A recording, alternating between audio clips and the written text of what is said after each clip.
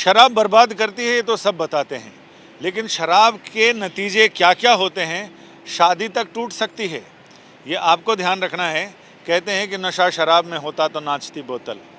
बोतल में कोई नशा नहीं होता, बल्कि बोतल पीने वाले पे नशा होता है। और आज हम आपको छत्तीसगढ़ हाईकोर्ट के 2 ऐसे फैसलों के बारे में बताते हैं जिनमें शराब पीने की लत की वजह से विवाह विच्छेद हुआ, यानी तलाक हुआ, यानी डाइवोर्स हुआ। और इसमें एक मामले में पुरुष शराबी है और दूसरे मामले में पत्नी शराबी है। और पति पत्नियों का ये खेल कैसे हुआ, इसको हम आगे आपको बताते हैं। छत्तीसगढ़ हाईकोर्ट में जस्टिस गौतम भादुड़ी और जस्टिस संजय अग्रवाल, इनकी अदालत में एक मुकदमा आता है उमेश शर्मा और पायल शर्मा का। पायल शर्मा और उमेश शर्मा के 2 बच्चे हैं। उमेश शर्मा भयंकर शराब पीते हैं और इस कदर शराब पीने के शौकीन या आदी या उसके मजबूर हैं कि उन्होंने घर के बर्तन भांडे तक सब बेच दिए हैं और सब बेचकर शराब पी ली है। बच्चों की पढ़ाई लिखाई कैसे होगी, उनका भरण पोषण कैसे होगा, उनका परिपालन कैसे होगा, इससे उमेश को कोई मतलब नहीं। पायल शर्मा किसी तरह बच्चों को पाल पोस रही हैं। जब एक दिन बर्दाश्त नहीं हुआ और मना कीजिए तो उमेश शर्मा लठ लेकर लड़ने पहुंच जाते हैं, घर में गाली गलौज करते हैं, घर का माहौल ख़राब करते हैं, पूरे मोहल्ले को जगा देते हैं। छत्तीसगढ़ हाई कोर्ट में ये मामला जाता है जस्टिस गौतम भादुड़ी और जस्टिस संजय अग्रवाल की अदालत में। और वहाँ जब पायल शर्मा अपनी सारी चीज़ें बताती हैं कि उन्होंने क्या झेला है जीवन में, तो अदालत ने इसे क्रूरता माना है, पति की क्रूरता माना और साथ ही विवाह विच्छेद को अनुमति दी। सिर्फ अनुमति ही नहीं दी, बल्कि उमेश शर्मा को 15,000 रुपया महीना पायल शर्मा और उनके बच्चों के भरण पोषण के लिए देना पड़ेगा, क्योंकि अभी तक जब तक ये शराब पीते रहे पायल शर्मा किसी तरह पैसे जुटाकर बच्चों की शिक्षा दीक्षा करती रही। और अब अदालत ने कहा कि एक सबक होगा कि 15,000 रुपये की शराब पीने के बजाय इसे ये टेंशन रहेगी कि ये पैसे भरण पोषण के लिए कैसे देने हैं, तो शायद सुधार हो सके।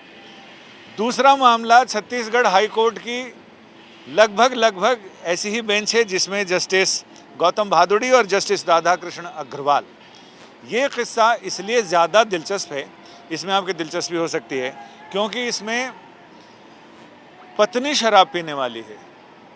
2015 में 19 मई को दोनों की शादी होती है और 26 मई को पत्नी जी अपने बिस्तर पर सुबह सुबह बेहोश पाई जाती हैं। और इसमें भी संजोग की बात देखिए कि उधर उमेश शर्मा पति हैं, इधर उदय शर्मा हैं। दोनों ही शर्मा हैं, दोनों ही के नाम यू से शुरू होते हैं, लेकिन एक में उमेश शर्मा पीड़ा पहुंचाने वाले हैं, दोषी हैं, और इधर उदय शर्मा पीड़ित हैं। तो साहब इनकी पत्नी इनकी प्रिया से शादी होती है 26 तारीख को, 19 को शादी होती है, 20 को बारात लेके घर आते हैं। 26 को पता चलता है, जैसे ही वो उठते हैं पता चलता है कि प्रिया शर्मा बेहोश पड़ी हैं। पति के तो पसीने आ गए, ये क्या हो गया, अभी तो हनीमून भी शुरू नहीं हुआ, अभी ये सारी परेशानियां, बेहोशी कैसे हो गई। डॉक्टर को बुलाया गया, दिखाया गया उन्हें, तब जाकर पता चला कि प्रिया शर्मा रोज़ पैग लगाने की आदी हैं और इसके साथ ही उनको गुटखा खाने की भी बुरी बीमारी है, नॉनवेज भी खाती हैं, यानी सर्वगुण संपन्न है। मना करो तो झंझट झगड़ा भी ऐसा करती हैं कि पूरा मोहल्ला इकट्ठा हो जाए। अब साहब उदय शर्मा का तो सूरज अस्त होने लग गया, उन्होंने साइकेट्रिस्ट से उनको मिलवाया, साइकेट्रिस्ट से भी झगड़ा करके आ गई। कहीं कुछ रास्ता ना देख के कोरबा की ज़िला अदालत में फैमिली कोर्ट में उन्होंने नालिश की, यानी मुकदमा दर्ज कराया। कोरबा कोर्ट की मेहरबानी देखिए, उनकी बलिहारी, उन्होंने कहा ये तो कोई मुकदमा नहीं बनता है, फैमिली कोर्ट ने मुकदमा खारिज कर दिया। लेकिन उदय शर्मा को भी लगा कि अस्त होने के पहले एक बार जोर लगाया जाए। छत्तीसगढ़ हाई कोर्ट में मामला दर्ज करा और छत्तीसगढ़ हाई कोर्ट में जस्टिस गौतम भादुड़ी और जस्टिस राधाकृष्ण अग्रवाल की पीठ ने पूरा मामला ध्यान से सुना। दोनों जजों को लगा कि मामले में इसकी याचिका में दम है और कोरबा के फैमिली कोर्ट ने जो फैसला दिया है वो सरासर गलत है। उन्होंने अपने फैसले में ये भी लिखा कि इस तरह के कोरैबोरेटिव एविडेंसेस को भी, जब ऐसे मामले, पारिवारिक मामले अदालत के सामने आते हैं, तो अदालत को सिर्फ कानून की धाराएं नहीं देखनी होती हैं, जीवन की धारा भी देखनी चाहिए कि आखिर गलती किसकी है और किसने तमाशा किया है। क्योंकि जब उदय शर्मा ने बताया कि प्रिया गुटखा खा के बेडरूम में जगह जगह थूक देती है, मेरे घर की सारी दीवारें रंगी पड़ी हैं इसके गुटखे से। शराब पीती है और शराब पीने से रोको तो पूरा मोहल्ला इकट्ठा कर लेती है, घर में जीने नहीं देती, लोगों को ये लगातार परेशान करती है कि ज़्यादा परेशान किया तो मैं आग लगा के मर जाऊंगी या आत्महत्या कर लूँगी और तुम सबको जेल में बंद कर दूंगी। कई बार आपने भी देखा होगा कि पुलिस वाले जो छोटे स्तर के होते हैं वो अगर आप उनसे किसी चीज़ के बारे में पूछे तो वो कहते हैं घना बकबक मना करे नहीं तो चाकू में बंद कर दूंगा, पुड़िया में बंद हो जाएगा तो घर वाले 9 महीने तक तलाश नहीं पाएंगे तुझे। तो कुछ वैसा ही वो प्रिया शर्मा भी धमकी देती थी कि एक दिन में तुम सारे लोगों को बंद करा दूंगी, अगर मुझे रोका, मेरी शराब बंद कराई तो तुम्हें ज़िंदगी भर बंद करा दूंगी।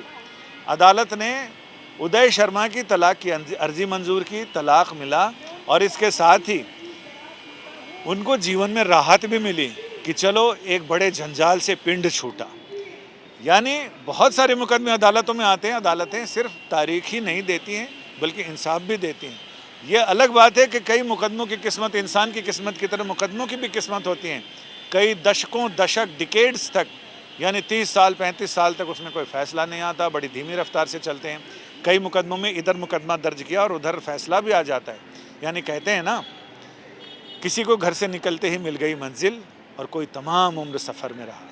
तो इंसानों की नहीं, किसी भी दुनिया में जो सारी चीज़ें हैं सबकी अपनी अपनी किस्मत होती हैं। कोई पत्थर से देवता बन जाता है और कोई देवता से पत्थर। कैमरामैन आलोक दास और अमित कुमार के साथ संजय शर्मा, दिल्ली आज तक।